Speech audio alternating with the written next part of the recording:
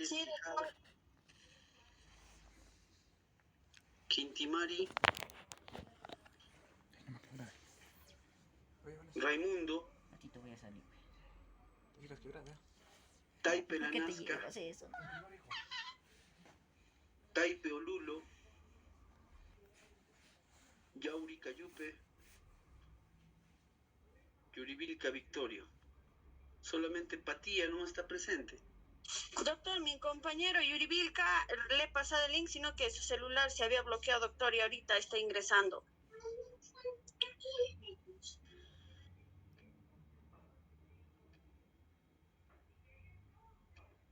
Ya. Empezamos. Esto es lo que hicimos la clase el domingo, pero ya para terminarlo, ¿ya?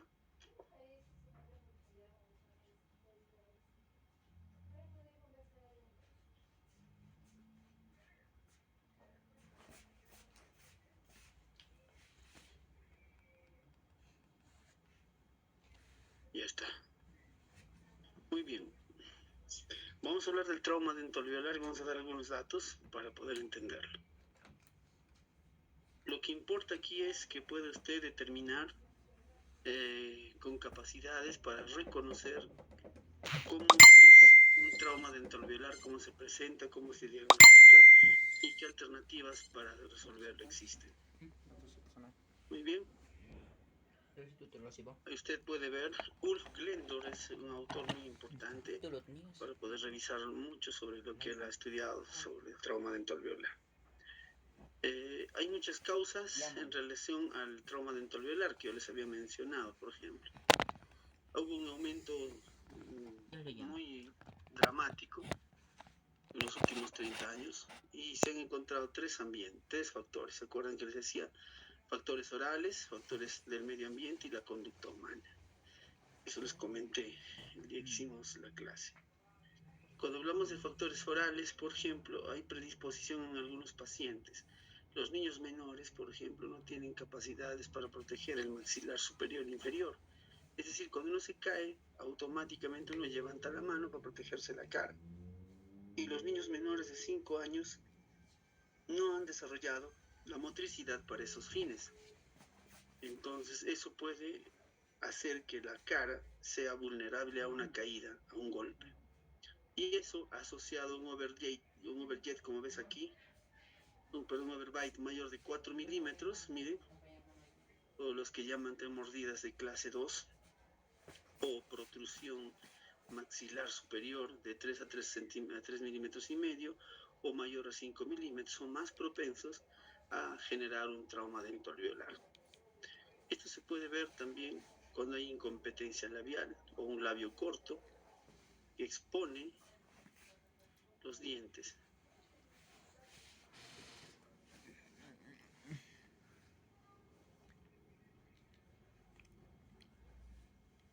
Entonces, esto es importante. También llamamos esto labio corto o un paciente respirador bucal. Estos factores orales entonces generan predisposición a que exista un trauma dentoalveolar. Ahora, también existe, se tiene que entender que el trauma dental no intencional es lo que sucede. Nadie se va a provocar un trauma, ¿no? Voluntariamente. Generalmente está sometido a accidentes. Los accidentes pueden ser la actitud de actividad de los niños. Como mencionamos, los niños son bastante activos, ¿ya? Y es tal que esto se puede notar mejor en las escuelas. Por eso les decía que en las escuelas es donde se ha incrementado el trauma dentoalveolar. Por ejemplo, 5 de cada 100 alumnos les decía que van a tener un trauma en el colegio. Ya, 5 de cada 100 alumnos. El 40% de las veces que suceden los traumas, estos se van a producir en el recreo. El 30% en las clases de educación física y el 16% en la sala de clases. Ya, entonces, ahora escuchen bien esto. El 44% de los accidentes suceden en la escuela, no en el colegio. Ya.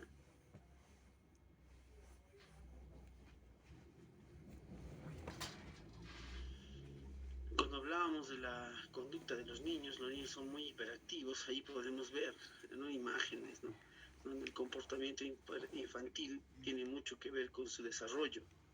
La conducta humana se observa viendo a un niño, por ejemplo, bastante activo. Es normal porque ellos tienen que experimentar una serie de fases donde él va a ir encontrando sus capacidades y su identificación en la sociedad. Obviamente hay que descartar en estos casos la asociación contra otros problemas, ¿no?, como por ejemplo los trastornos de atención e hiperactividad, el famoso TDAH, ¿ya?, que esto es muy importante identificarlos. Recuerda que los estudiantes o los niños pequeños tienen que tener hiperactividad, tienen que tener sociabilización y también están sometidos, por ejemplo, a otras cosas como el estrés emocional. Ya, con el paciente también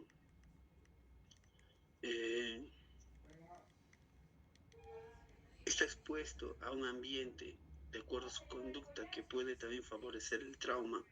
Es algo que a veces no podemos evitar, y eso les comentaba. Por ejemplo, en la casa, las cocinas tienen muchas características que pueden favorecer el trauma dental-alveolar en niños. Ya. Es muy importante por eso entender eso. Se ha hecho varios estudios y cuando los niños son pacientes muy hiperactivos, ya entre 8 a 17 años, ya sobre todo en ese tiempo, se sugiere que cuanto mayor actividad ellos tengan, o sea, más hiperactivos son, mayor riesgo o mayor predisposición a trauma dental-alveolar. Ahora, hay factores, por ejemplo, donde los niños tienen limitaciones físicas. Eso también puede favorecer, por ejemplo,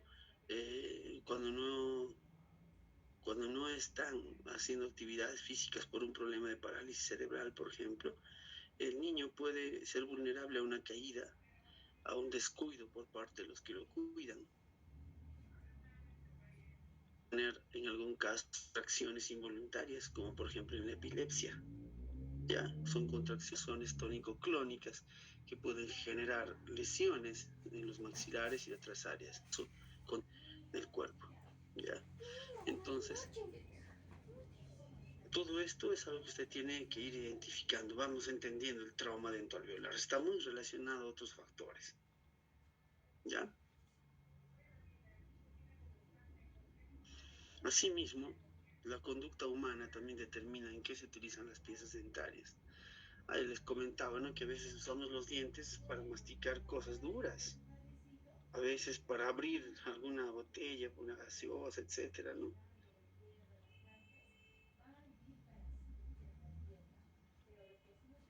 Entonces, lamentablemente también pueden suceder, ¿ya?, hábitos que pueden favorecer eso, o el uso de estos ciertos elementos metálicos en la boca, ya sea por hábito.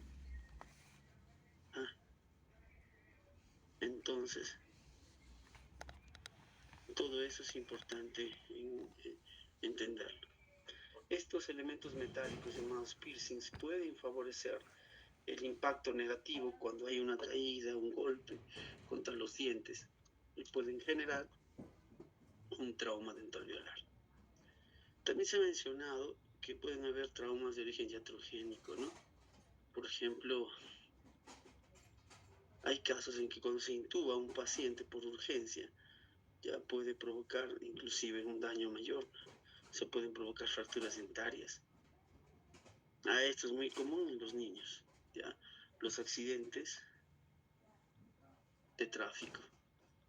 Ahí, por ejemplo, el uso de bicicletas, patines, hoy en día los scooters, etcétera, ¿no? Los niños pueden sufrir accidentes. Y es recomendable cuando usan estos, usar cascos, ¿no?, para los niños, cascos protectores. Ya, entonces ahí estamos identificando todo lo que es el cuadro. Sigamos viendo. Otros son las injurias deportivas, de acuerdo, cuando se practican deportes de contacto, que uno ha recibido un codazo jugando fútbol, por ejemplo, ya, o practicando otros deportes, por ejemplo, luchas marciales, ¿no? Entonces, Allí uno puede hacer un estudio donde cuáles son los deportes de mayor riesgo y cuáles son los deportes de menor riesgo. Ya, entonces el rugby, por ejemplo, es un deporte muy de mayor fricción, por eso necesita usar estos cascos, el fútbol americano, ¿ya? Puede haber también el trauma dentoalveolar signos donde existe abuso infantil. Eso también es bueno tenerlo en cuenta.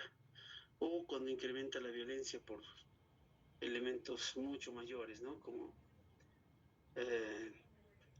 bombas, que hoy día lamentablemente en nuestra sociedad avanzada, pero en algunas cosas no tanto, ¿no? Hay guerras todavía, pues que mucho del siglo XXI. Entonces, ¿cuál es la actitud preventiva para que nosotros entendamos? Hay un compromiso, el odontólogo participa mucho en esto, tiene que tener una participación plena.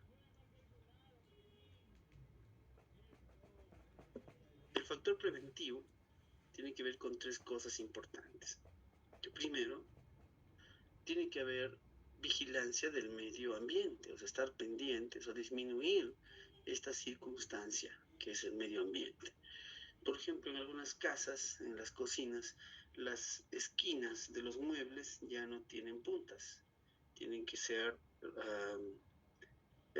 moldeadas a una curva para que los niños no se golpeen. ¿Ya? Eso es importante, o sea, adecuar el medio ambiente. En las escuelas también, en los colegios también debe haber situaciones, o sea, los que diseñan los ambientes escolares tienen que darse cuenta de eso. Hay que considerar el pre-evento, el evento y el post-evento. Justamente el pre-evento es aquel momento en que usted va a observar que las áreas son más vulnerables para que puedan favorecer a un trauma dentoalveolar. Eso es antes. En el evento, ¿cuál es la forma correcta de actuar? Y en el post-evento, ¿qué cuidados se tienen que tener después de haber manejado el trauma dentoalveolar?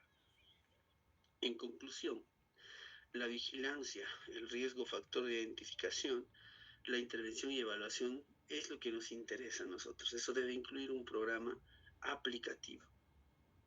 En algunos lugares, las escuelas tienen áreas de control para el trauma dentoalveolar. Por ejemplo, tienen un frasco que contiene una solución que es ideal para transportar un diente avulsionado. ¿Ya? Entonces, esa sustancia es ideal para transportar un diente. ¿Ya? La tarea es que ustedes van a averiguar cómo se llama esa sustancia. ¿Ya? ¿Ya? Entonces, esa sustancia es un líquido ya preparado. ¿Ya? Se llama la solución de... Usted lo busca. ¿Ya? Ahí le voy a dejar para que usted lo estudie, lo analice. Y esa va a ser su tarea de ahora. ¿Ya? Sigamos. Bueno, ya hemos entendido que el trauma dentoalveolar está relacionado a conducta humana, factores orales y al medio ambiente. Muy bien, pero ¿qué más? Cuando sucede un trauma dentoalveolar, obviamente primero es un impacto social porque afecta a la población de una determinada región o ciudad. También es un impacto económico porque perder un diente demanda una restauración en base a una cantidad de dinero que puede ser bastante alta. Puede llegar entre $1,000 a $3,000 rehabilitar un diente. ¿Ya? Entonces, ahí vamos a entender qué es el impacto económico, porque el paciente deja de trabajar si es adulto, o si es un niño también tiene que estar en casa bajo el cuidado de los padres. Entonces hay una pérdida económica considerable. Y por último es el impacto individual. ¿Cómo se afecta una persona después de perder unos dientes? Bueno, les comento. Hace una semana atendimos a un jovencito de 20 años que había salido de noche a una fiesta, creo, y lamentablemente sufrió un accidente. En ese accidente perdió 4 dientes inferiores y tuvo una luxación de la pieza 1-1. Y el chico estaba que lloraba desconsoladamente. Obviamente es terrible, es el impacto individual, ¿no? ¿Qué sucede? va a perder capacidades de masticación, va a perder capacidades físicas frente al entorno, ¿ya? La imagen no va a ser del todo favorable. Entonces, a nosotros nos interesa ahora cómo manejarlo. Imaginemos que se presenta. Usted tiene que entender que hay dos denticiones, la decidua y la permanente. La prioridad es mantener la vigencia, se puede decir, la dentición permanente. También la dentición decidua bajo ciertos conceptos. Muy bien. Según las bases biológicas, ¿qué elementos celulares lo conforman? Es lo que los tenemos que entender.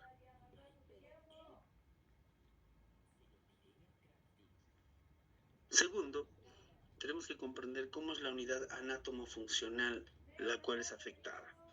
Aquí en este dibujo usted puede revisar eso. Mire, aquí tiene una pieza dentaria, el esmalte, la dentina, la cámara pulpar, ¿ya? La dentina se rodea por el esmalte cuando está fuera del tejido óseo y se rodea de cemento cuando está en relación al tejido óseo. El cemento es importante porque permite la inserción de los ligamentos o fibras periodontales. ¿Ya? Eso es importante entenderlo.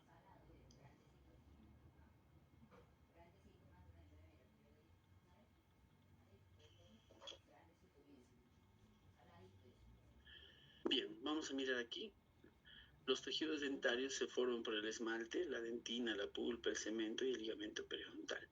Eso es parte del diente, ¿no? Aunque el ligamento periodontal es compartido. ¿Con quién? Con el hueso alveolar. O sea, el otro elemento que forma parte de esta unidad anatomofuncional es el hueso alveolar. Eso es importante conocerlo también, no dejarlo de lado. Muchos de los procedimientos que vamos a indicar van a ser más para preservar el hueso alveolar que a veces el mismo diente. Muy bien. Imaginemos que tenemos un trauma dentoalveolar. ¿Qué tenemos que hacer? Bueno, la anamnesis nos indica que tenemos que preguntar cuándo sucedió, cómo sucedió, dónde sucedió y qué historial médico tiene el paciente. Después, obviamente, tengo que hacer un examen clínico muy minucioso. Tengo que ver los tejidos blandos, el tejido duro también con una radiografía. Tengo que ver si hay cambios de sensibilidad a la temperatura. El frío es la prueba más sensible que usamos, ¿ya? Para poder determinar la vitalidad de una pieza dentaria. Si le aplicas el frío a un diente y el diente no muestra signos de sensibilidad, quiere decir que el diente está necrótico, ¿ya? Por eso es importante que usemos la temperatura, en este caso el frío. ¿Qué otra cosa tengo que evaluar? La movilidad dentaria. La movilidad también es un signo para poder ver cuánto de afectación tiene el trauma dentoalveolar. No olvidar que las radiografías son muy importantes. Muy bien. La etiología nos puede indicar que el trauma que ha provocado la fractura de los dientes ha sido de forma directa, de forma indirecta también. Si el impacto ha sido ubicado en la región de la cara, en una de las regiones anatómicas de la cara, ¿ya? Entonces, esto es algo importante. El traumatismo dentoalveolar señala que la cuarta parte de la población humana está expuesta a ello. ¿Ya? Aquí podemos ver, recordando los factores predisponentes, el overbite mayor a 4 milímetros, labio superior corto, labio incompetente, el paciente respirador oral. Datos epidemiológicos, como les dije en la clase, en la forma presencial, 2.4 hombres son más afectados que las mujeres. La edad promedio entre 11 a 14 años, 78% afecta a los dientes temporales y 22% a los dientes permanentes. En el Reino Unido, el traumatismo dentoalveolar aumentó de 11 a 30% en preescolares. más afectado es el incisivo superior. 1 de cada 3 hombres antes de terminar el colegio va a tener un traumatismo dentoalveolar. 1 de cada 4 mujeres antes de terminar el colegio va a tener un trauma dentoalveolar. Aquí podemos ver las imágenes que corresponden a la clasificación del trauma dentoalveolar de menos a más.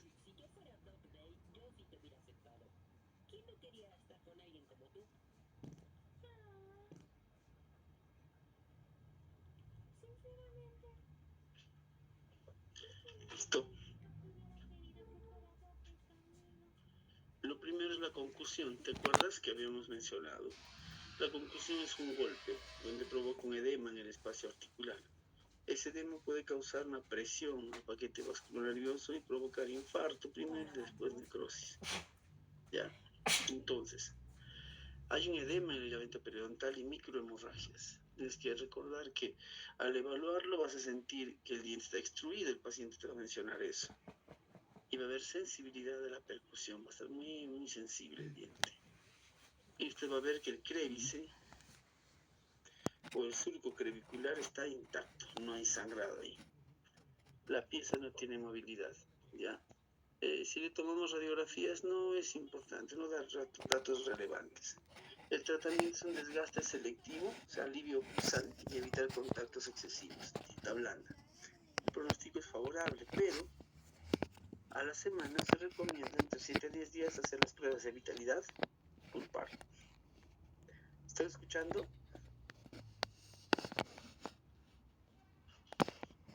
¿Me escuchan? Sí, se escucha. Perfecto. Ya, eso se llama concusión. Es de lo más simple a lo más complejo. Subluxación, aquí se rompieron solo algunas fibras del ligamento periodontal. ¿Ya? Hay movilidad, pero no se desplaza el diente. Hay sangrado crevicular. ¿Ya? Se rompieron algunas fibras. La subluxación significa que se rompieron algunas fibras del ligamento periodontal. Si estas fibras son en el periápice hay que tener cuidado, porque pueden provocar también sangrado, edema y quizás necrosis pulpar. Radiografía tampoco ayuda mucho, se debe hacer el alivio oclusal. Ya, solo alivio oclusal y observación. Se recomienda la ferulización flexible por 7 a 10 días. ¿Con qué se hace eso? Les dije con hilo o caña de pescar, ¿ya? No se debe hacer la ferulización más de 2 semanas. Y en ese tiempo, si el paciente ve o vemos que está necrótico el diente, tenemos que colocarle hidróxido de calcio. ¿Hasta ahí todo claro? Aquí nos habíamos quedado. Sí, doctor. Ya, aquí vienen las luxaciones. Luxación significa que se ha roto el ligamento periodontal completamente. Miren, ¿ve? Y hay un desplazamiento del diente. El diente está desplazado. Generalmente se sostiene solamente en esto, en la mucosa palatina. Ya, nada más. Aquí, ¿qué es lo que voy a ver en la clínica? Diente extruido, gran movilidad presente, hemorragia gingival y que el paciente hace el signo llamado de tope oclusal primario. O sea, cuando muerde, choca el diente que está luxado y le va a generar mucho dolor al paciente. La radiografía nos puede mostrar un espacio periodontal ensanchado y tenemos que buscar con la radiografía descartar si hay daño de la tabla vestibular. El tratamiento, ¿cómo se hace? Se hace un poquito de anestesia, pero no aquí, sino un poco más alejada de la anestesia, porque como no hay sangrado, yo quiero que haya aporte vascular y la anestesia disminuye el aporte vascular.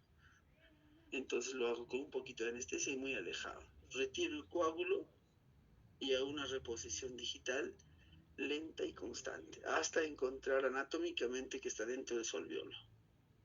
Ya, después de eso, ¿qué hacemos? Hacemos un control radiográfico y hacemos una fijación con férula flexible 2 a 3 semanas. ¿Por qué flexible? Porque debe haber un estímulo de movimiento para estimular al ligamento periodontal.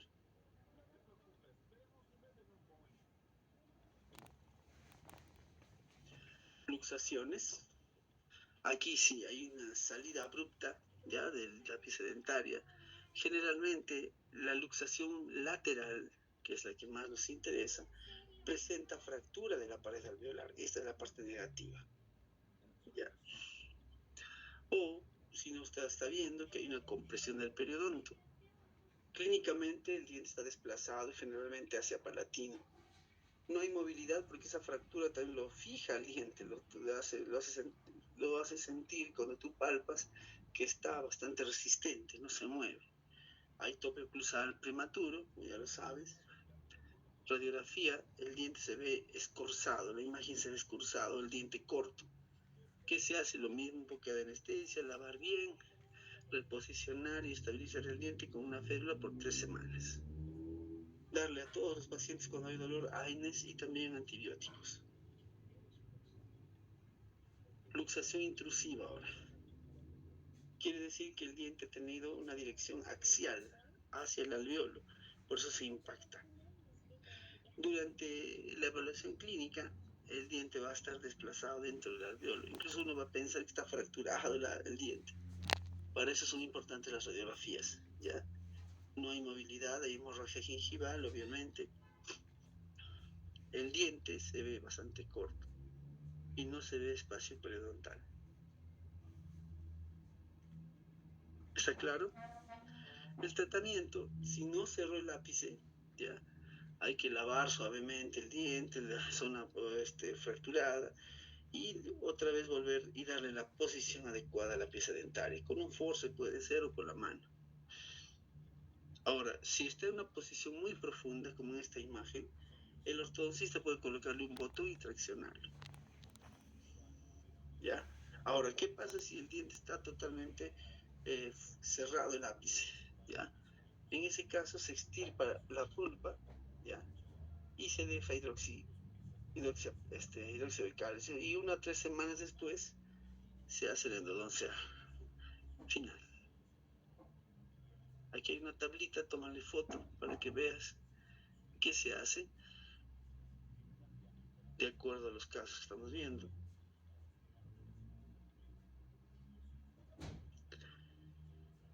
Muy bien, hasta aquí netamente la pieza dentaria estaba íntegra. Ahora vamos a ver alteraciones de la estructura de la pieza dentaria. Por ejemplo, la primera estructura dañada siempre va a ser el esmalte. El esmalte, cuando se raja, como ves aquí, se llaman infracciones. ¿Y qué son las infracciones? Bueno, las infracciones son fisuras en el esmalte, no hay movilidad. Ya lo que hacemos es pulir esa zona y colocarle, ¿no?, un material, un resinoso, por ejemplo.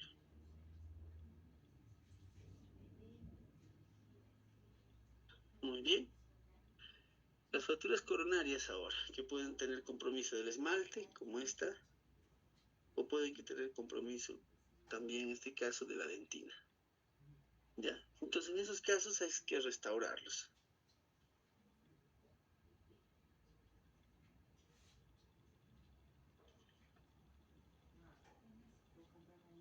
Muy bien. Sigamos. Cuando las fracturas coronarias no solamente son esmalte y dentina, sino esmalte, dentina y pulpa, como aquí, ya lo que tenemos que hacer es lo más pronto posible actuar. En algunos casos hasta se puede hacer un recubrimiento pulpar directo cuando es muy cerca, es lo posible, ¿ya? Si no, lamentablemente se tiene que recurrir al tratamiento de conducto, ¿ya? Entonces, anote sus datos ahí. Ahora vamos a fracturas un poquito más complejas. La fractura corona radicular viene desde la corona, vía la dentina y va parte de la raíz. Son de pronóstico muy dudoso, ¿ya?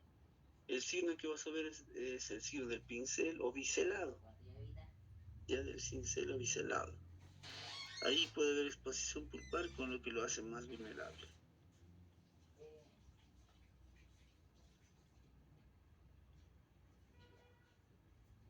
¿Me escuchan? Sí, doctor. Perfecto. Vamos a las fracturas radiculares ahora.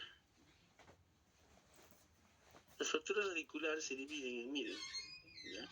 de acuerdo a su ubicación, las que están cerca al coronal, tercio medio y tercio apical.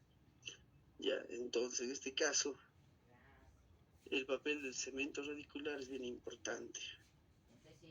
¿Ya? ¿Por qué? Porque si el cemento, aquí tenemos el cemento no celular hasta los 2 tercios y el tercio siguiente es el cemento celular, o sea, el cemento que puede provocar y formar nuevas células tipo cemento.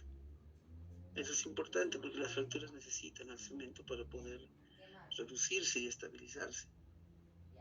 Ya, entonces, cuando afecta la posición radicular va a depender mucho ya de que el tratamiento lo decida el cirujano. ¿Qué influencias hay en los tejidos cuando se reparan, por ejemplo? La pulpa es bien importante conocer cómo participa el ligamento periodontal, la dentina y el cemento.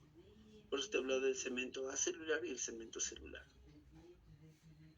¿Cómo se separa en este caso? A ver, lo ideal es la reparación donde exista tejido, en este caso, ligamento periodontal y diente y cemento. No siempre sucede eso, es prácticamente muy difícil. En ese caso, puede formarse tejido duro interfragmentario. El tejido conjuntivo puede ser fibroso, el tejido óseo puede ser tipo conjuntivo. La reparación depende de varios factores. Si la pulpa no fue seccionada, si hubo sección pulpar también y si hubo infección en el rango de la fractura. Bien.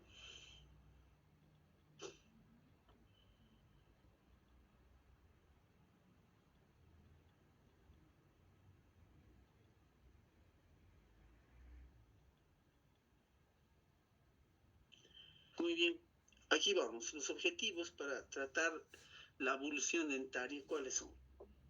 Primero, mantener viables las células de la pulpa y el ligamento periodontal. Eso se logra con mínima manipulación y el tiempo más corto de la evolución. Siempre hay que evaluar la posibilidad de la reabsorción radicular interna. Hay que también descartar la aspiración o deglución. Hay que evaluar los tejidos adyacentes, porque a veces se pueden también dañar y tenemos que suturarlos. Tenemos que ver si no hay luxación intrusiva. Y vamos a descartar inclusión en tejidos en el fondo del vestíbulo, labios, piso de boca, etc.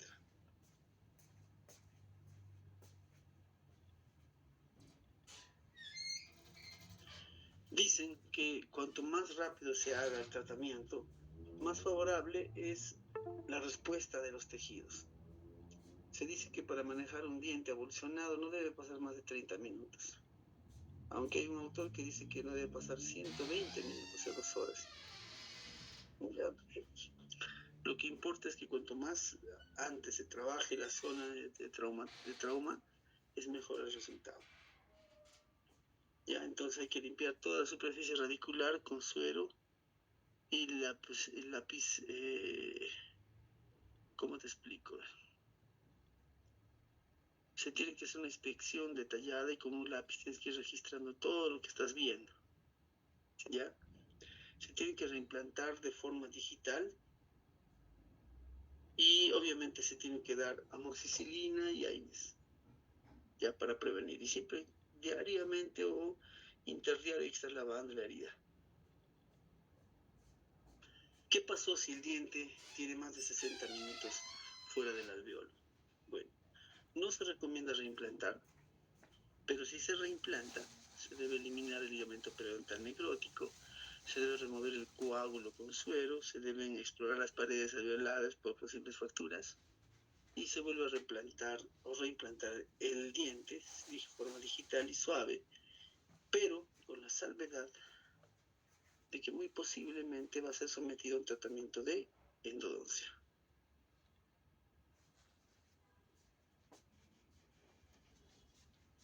¿Listo? ¿Está quedando claro? Muy bien. También hay reparación del ligamento periodontal, eso nos interesa. La reparación de este tejido ya se ha visto en los estudios que se repara completamente. Ya, o sea, el tejido reparativo, ¿no? En este caso, ya lo ideal es que el periodonto se repare todo, ¿no? Pero no siempre sucede.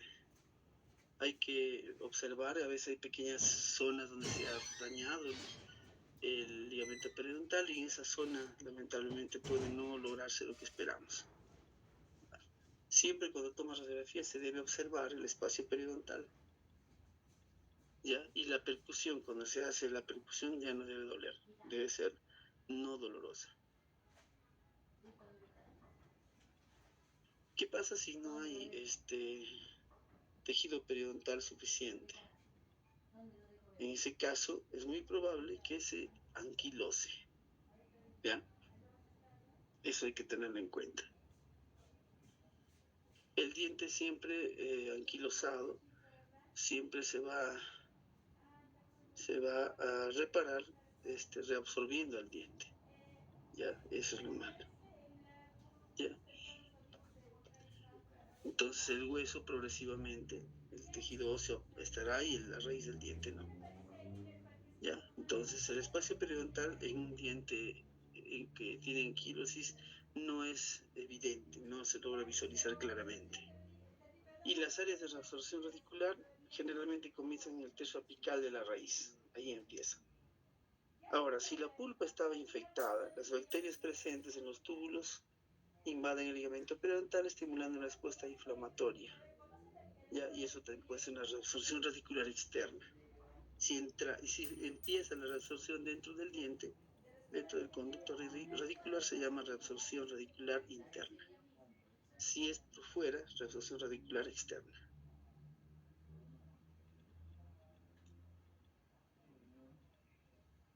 Aquí podemos ver un caso, una fractura dental-alveolar, se reduce y se feruliza. ¿Ya? Y la presentación del caso. ¿Alguna duda, por favor?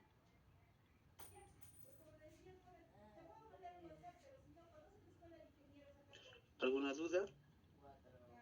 Bueno, como les decía, estas prácticas se deberían hacer en la universidad para que sepa usted cómo se hacen. Ya, pero como les dije, esto no creo que lo toquemos. Ya, entonces hasta aquí es la clase de hoy. Voy a pedirte que ahora vas a buscar lo siguiente. ¿Te acuerdas que te dije que buscaran? ¿Alguien se acuerda?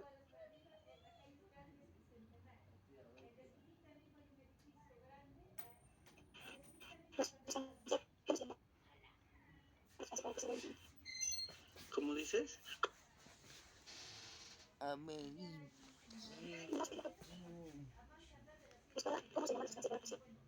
No te escucho. Algo está sucediendo con tu micro, Karen.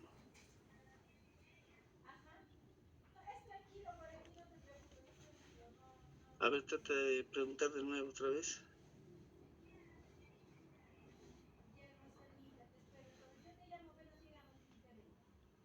Ya. Van a buscar la solución que es para transportar órganos, que también se debería tener en los colegios en un refrigerador, ya cualquier suceso en el cual hay una abolición dentaria para que el lugar ideal para llevar un diente, transportarlo es la misma boca. Después puedes elegir leche, suero fisiológico y lo que sea, pero el lugar ideal para transportar el diente es la misma boca, ¿ya? Entonces nosotros vamos a buscar en internet cuál es ese material que te permite, ¿no? Que te permite, o sea, cuando tenemos ese tipo de problemas, ¿ya? ¿Cómo transporto el diente? Algunos dicen en leche, otros en gaseosa. Recuerdo la anécdota de una profesora que lo metió en alcohol, o sea, destruyó todas las fibras periodontales. Ya, entonces lo correcto, usted busque eso. ¿Cuál es el medio ideal para transportar un diente evolucionado? Y va a averiguar la solución que les digo. ¿Ya? ¿Está bien? Lean todo eso, tienen 1 hora exacta. Esa es la tarea. ¿Ya? Señorita Ruiz, ¿me escucha?